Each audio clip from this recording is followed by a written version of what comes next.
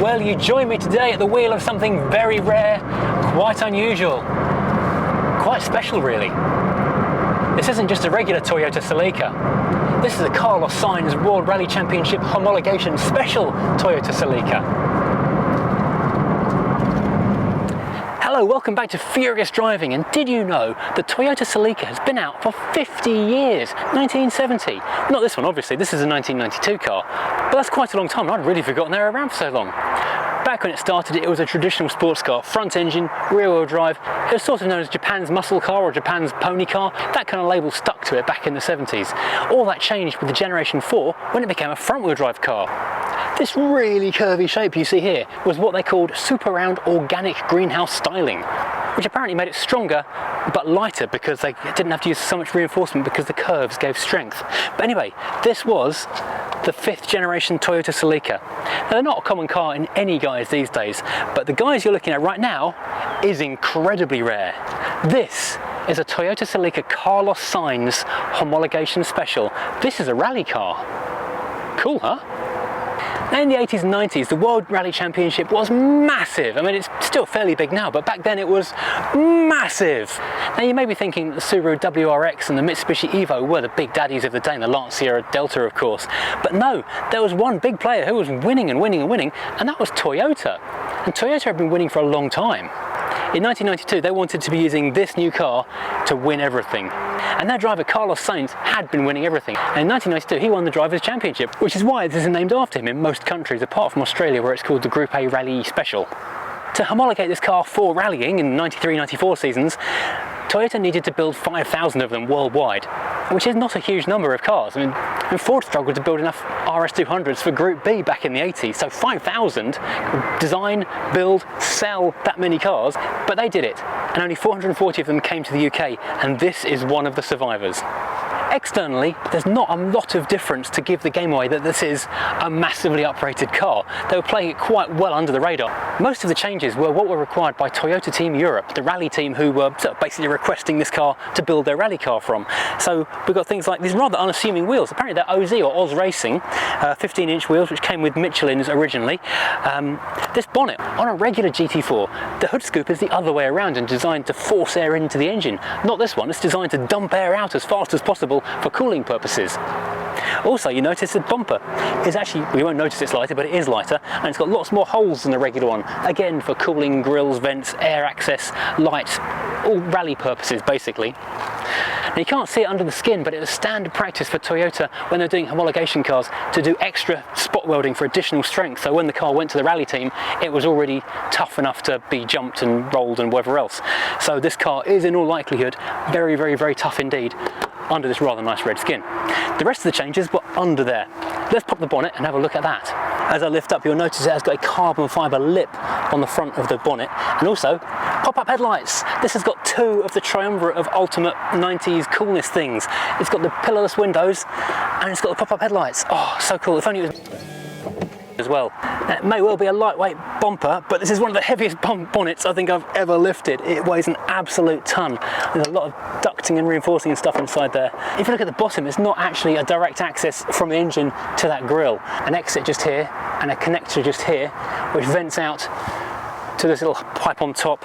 So it's way more complicated than a simple panel with a hole stamped in it. Right, let me tell you about this engine.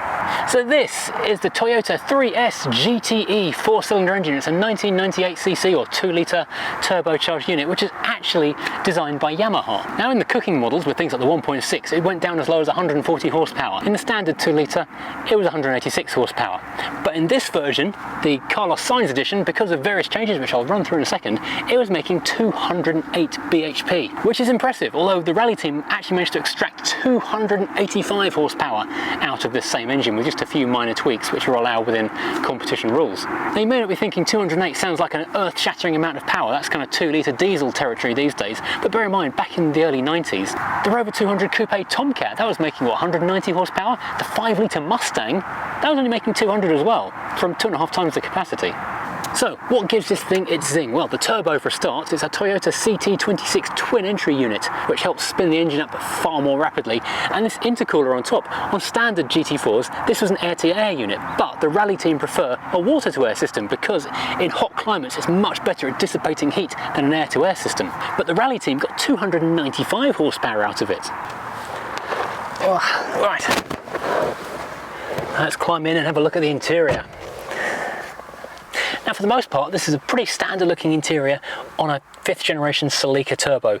However, there's a couple of little tiny things, well, one really tiny thing which really does stand out and make this a very special car. And it's this little plaque down in front of the gear stick. Celica Turbo 4-wheel drive Carlos Sainz limited edition 2825 of 5000. That means it's real, it's genuine. This is the proper article, the definitive article, if you like. Also, the gear change is altered from standard, but we can't see that, so we'll talk about that on the road in a minute. Well, let's look around and see what we get. Now, you climb into these seats, and they are so 90s Toyota. You may have seen the RAV4 and the Carina E videos I did about 6 months or so ago, where they had seats with fabric which was massively similar to this. This particularly hard-wearing looking kind of thick corduroy tweedy black fabric is kind of emulating Space Invaders with little laser shots firing up in towards the top of the car. They're quite soft. They are sports bucket seats with bolsters, but they're quite wide as well. They're quite a comfortable take on a sports bucket seat, if that makes any kind of sense. Obviously, in the rally car itself, it would have been a far more focused, moulded, rigid, non-adjustable thing. This, of course, is adjustable in many ways. You can move it back and forth, and they've got 2 adjusting knobs on the side and a lever on the side so you can access the back seat. Over in the door, we've got more of the same Space Invaders tweedy cordy fabric. Everything else on the door is kind of slightly lightly padded grey vinyl. Everything, even the rubbery parts are kind of soft touch. These vinyl parts are more padded and so more soft touch, but soft touch nonetheless. Obviously, you've got your locking and your door opening thing, all big black plastic lumps. Curiously, your lock here is individual. If you want to do central locking, you need to push this little button in front of the handle here, which will centrally lock everything else. Then you've got electric window switches for the 2 front windows, with an auto function for dropping the window on the driver's side. And curiously, window lock, so you can stop your passenger opening their window if they are being naughty or something and you want to punish them or something. Maybe if you've got a dog in the front seat, I don't know. Up at the top of the door, where if you have manual adjustable mirrors, you would have an adjuster, you've got a little tiny tweeter. And down the bottom, you've got a carpet edged to match the floor of the car, a little pocket which is not massively wide, but it's quite deep, and you can get a fair few bits and bobs tucked inside there quite happily. Moving on to the dashboard, we've spoken about 90s design a few times before, and once again we followed that 90s curvy organic look. In fact, they even called it organic, as I said, on the outside of this car. Looking at this dashboard binnacle, this is very Star Trek Next Generation styling, with the big curvy lozenge with a squared off bottom here going into a swoopy massive T-shelf of a dashboard. Here we go, let's do a quick T-shelf challenge. Oh, slight slope, but generally rather flat. Smaller cup would sit adequately. Not great on the passenger side, but I think we're pretty good there. So that's a 7 out of 10 for a T-shelf on this car, which is good for a rally car, but then you're going to be self-sufficient on your own in the woods on a rally stage, so you need somewhere where you can put your sandwiches. So they're thinking of everything in this kind of homologation special. A grey leather steering wheel, which has got a nice chunky feel to it. It feels very big. It feels almost kind of truck-like or bus-like. It's feels such a big, wide circle to be gripping onto. It does have turbo 4-wheel drive in the middle, which is cool. No airbags, but it does have a horn. I'm going to say it's an inappropriate horn for this car. And through the centre of the wheel, we've got our dials. There are 3 circles here, which through an optical illusion look like they're an irregular size, even though the 2 outer ones are the same size. It looks like they're kind of staggered. Left-hand side, rev counter, redlining at 6,750, which is fast. Then speedometer going all the way to 160. Bear in mind, this will do about 149 miles an hour, or 142 depending on the tune, if it's full homologation or if it's just, This car's done 118,000 miles, but it does not look it. It's been very well cared for. Then the 3rd circle in the dial. This is where the fun happens. It's kind of a little triangle pyramid of little sweepy gauges. It's fuel gauge, temperature gauge, all fairly normal. Then a turbo gauge. Yes, who doesn't love a turbo gauge? We need to see more turbo gauges and things. Even cars that haven't got turbos should have a turbo gauge. It just makes the thing so much more fun. It's utterly useless and totally irrelevant on the road, but it looks so cool. Over to the right of that, there's a fog light switch, for fog lights, an air vent for air, Now, interestingly, all the blowers across the dashboard have got their own individual setting for external air blowing in, air from the blowers and the aircon, or off. Down below and towards your knee, you have a headlamp adjuster, so if you've got heavy stuff in the boot, you can change your angle. You've got headlight washers, I didn't notice that on the outside of the car. That's very cool. And a loudspeaker. And of course, bonnet opening, if you want to do a bit of bench pressing stuff. And down by your foot, you have the same thing every Japanese car of the 80s and 90s had, which is, I don't know, standard design. They must be pressing out millions of these things. Fuel filler opener and boot opener. So often on Japanese cars of the 90s, you'll not find a button on the boot anywhere at all. It'll just be this little tag down by the driver's seat, just to pull that and it releases it. To the left of the wheel, we've got all our heating and ventilation controls. Surprisingly large and prominent, although kind of hidden by the rim of the wheel. We've got the recirculate or fresh airflow button, so you can choose that for everything, for the entire system with that one there. Then you've got a row of 5 buttons for airflow, from feet to windscreen to everything else. Little nodule dial for turning the fan up and down, rear screen heater, aircon and economy modes. This car has got aircon, which was 1990 a big deal, but bear in mind this was an expensive car.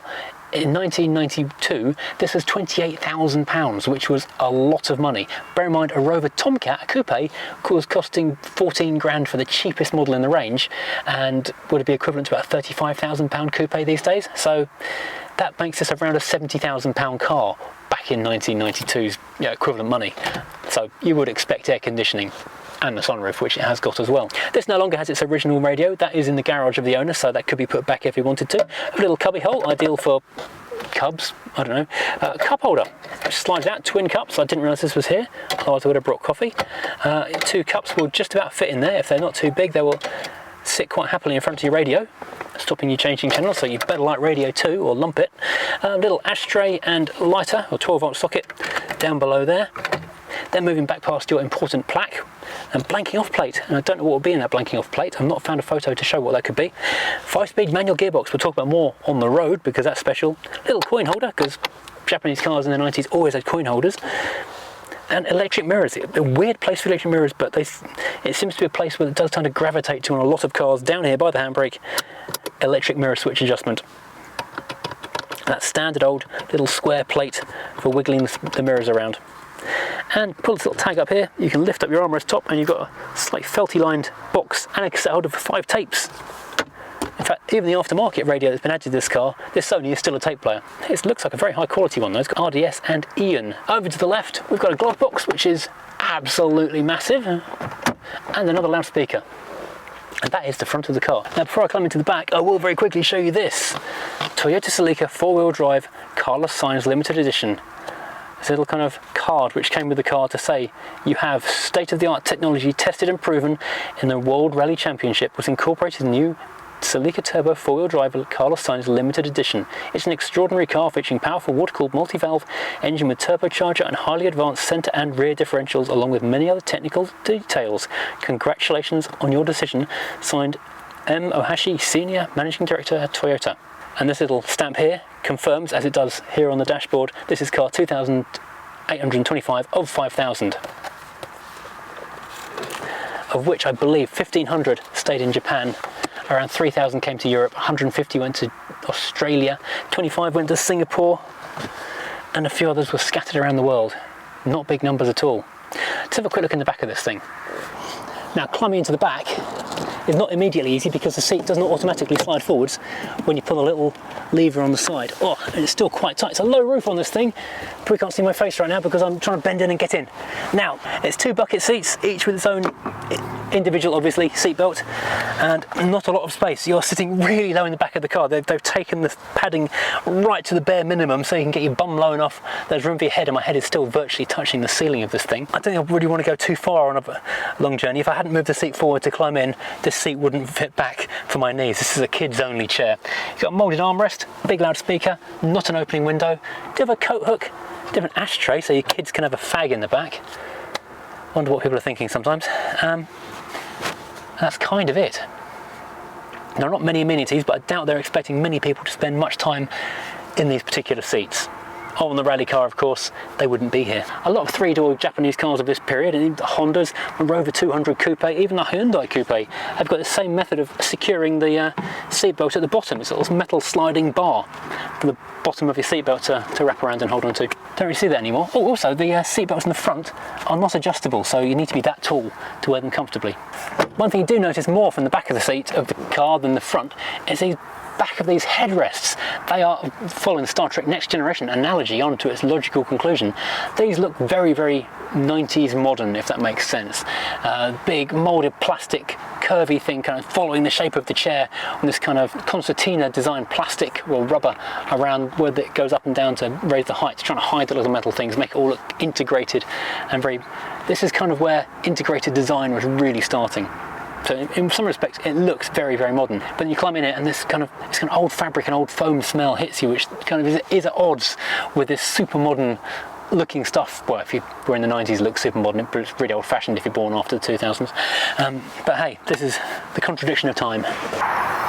So, having pulled the little tag by the driver's seat, you suddenly have incredible access to quite a reasonable boot, because this is, they call it the lift back. Basically it's a hatchback, so you've got a lot of space in it. It's very practical indeed. There was a two-door coupe version as well, I believe, of this car, but I don't think it was available in the UK. Things that make it very practical in that it's quite wide, it goes back a long way. You can drop both sides of the back seat individually, so you've got 50-50 split, so you can make it much longer indeed. So go to IKEA in your sports car and buy stuff. You've got a little light in here, so you can find stuff in the dark. The jack is hidden behind a little panel on the right hand side, so you can just keep it hidden out of sight until you absolutely need it. One thing that makes it less practical though is this big hump in the ground where they've buried something under the floor. This is if you're a bad gangster and you've buried someone under your patio and you forgot to dig a deep enough hole. Same kind of deal for the spare wheel. In sports car terms, this is a very big practical boot. Also, while you're here, you'll notice it has got an electric aerial. Number 4 on the triumvirate of amazing 90s things that I wish would come back. Now you'll notice there are no grab handles for pulling the boot down, which does make it a retro car in my book. So you do have to put your hand on the bodywork to shut it. Now you also may notice as you climb out of here, this sticker for the Checkered Flag Garage with an 0181 number on the phone. 0181 is the old London code from the 90s. It's also on the number plates. This car is wearing its original number plates. How cool is that? Let's have a look at the exhaust while we're down here. The exhaust is off to the side, so I'm going to say they've raised the spare wheel well for ground clearance rather than for the exhaust. Oh, that's interesting. When you start the car, release the steering lock, it clonks down into position. It doesn't appear to be... No, there isn't. It's a little bit disconcerting as you sort of turn the engine off, pull the key out, and then the steering wheel leaps up again. And of course, when you turn it back on again, it clonks down into that position. So when you are sat at rest, it does feel like some strange place. The car is surprisingly refined for such a sort of rip-snorting, fire-breathing beast. It is very, very calm and quiet indeed, quite serene almost. Just a little burble in the intake. Now I've got the aircon on because it's really warm. You can maybe hear the fan there.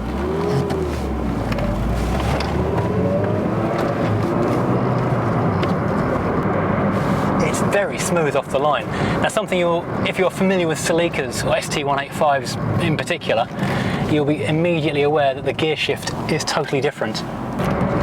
It's a short shift gear change, so you've got much nicer, tighter, snappier gear changes. And of course we've got our indicators on the right hand side because Japanese car of the day.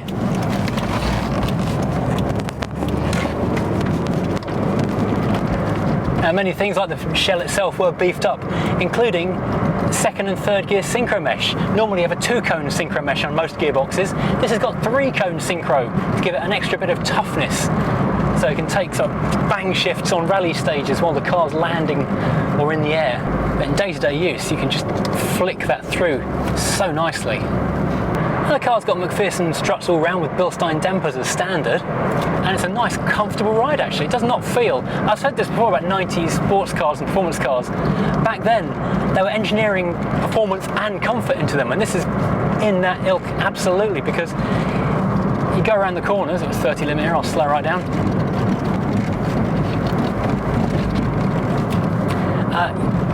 you go around corners and the car does still kind of grip, but it rolls more than you would expect from a modern performance car, for example. I will just say this car is going to be for sale. It's not through Stone Cold for a change or through Sussex Classics. This is an individual selling it. I'll pop a link to the advert in the description below. So if you would like one of the rarest Toyotas on the road, then drop him an email and no doubt he will respond. So the gear change is a shorter throw gear shift, and you've got a shorter pedal travel as well. Other changes under the bonnet included a bigger turbo and a bigger coolant reservoir, so the car could run hotter, faster for longer. But the thing is, because this was being sold as an expensive luxury car, you've got all the more cons of the early 90s. You've got ABS, you've got air conditioning, electric sunroof, electric mirrors. So a 5-speed manual in this car, but the full-on rally version did get a 6-speed manual instead. I don't know how many of these are left, but there won't be many, because most of them would have been bought by people who wanted to modify them to turn them into full-on rally replicas, either red like this or the white with the green and red Castrol livery. Wrapping wasn't really a thing in those days, so it would have been a paint job.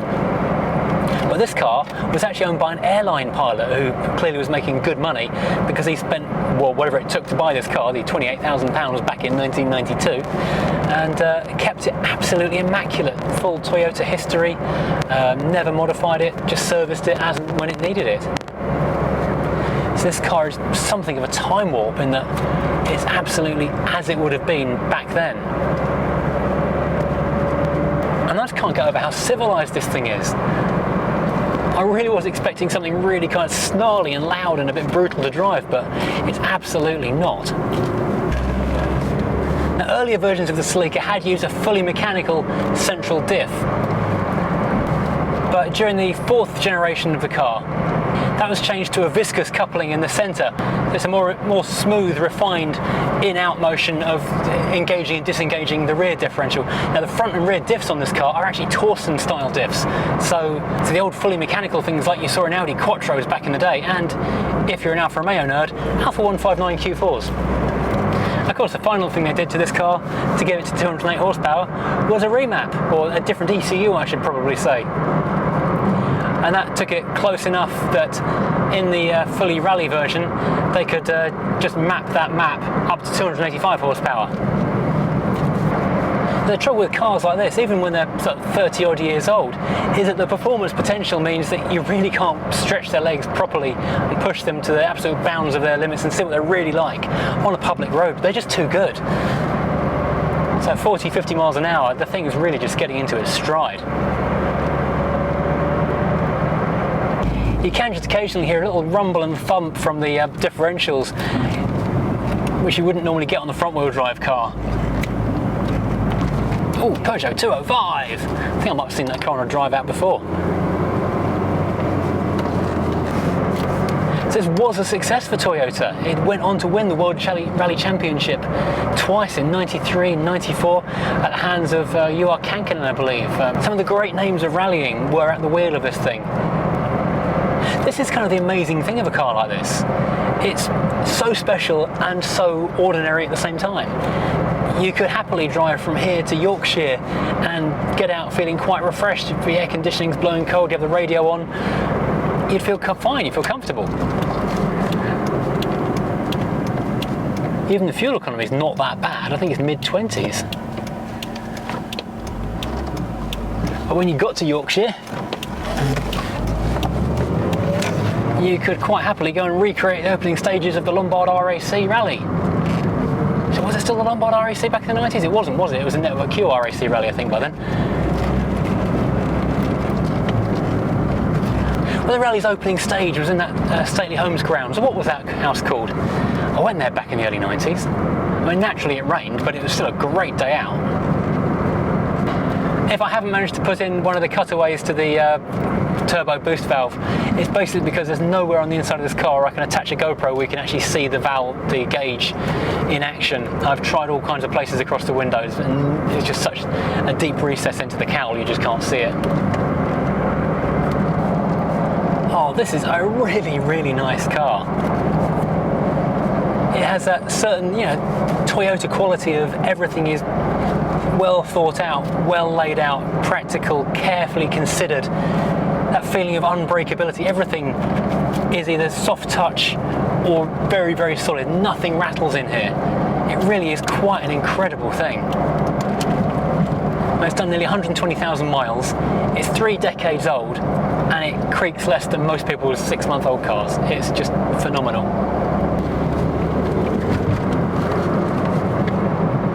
It really does grip well. It just clings onto the road. So the viscous coupling will be just kicking in and out as it needs to. The torsion differentials will be just doing their thing, limiting the slip of the wheels. Oh, it's just so good. Well, I hope you've enjoyed this ride out in, frankly, quite an exciting and different car. It kind of almost looks like nothing from certain angles, but then you see the front of it and that whole blistering array of bulges and vents, and you realise this is really something quite special and a bit unusual. And it's just so amazing to see it in this completely unmodified stock as Toyota intended form. What an experience. I'm so grateful. Thank you very much indeed to the owner for letting me drive it today. Really do appreciate that. And yeah, if you've enjoyed this, please hit like, please hit subscribe. You know the drill. It's YouTube, you've done it before. And take care, and I'll see you again driving something very soon and very different.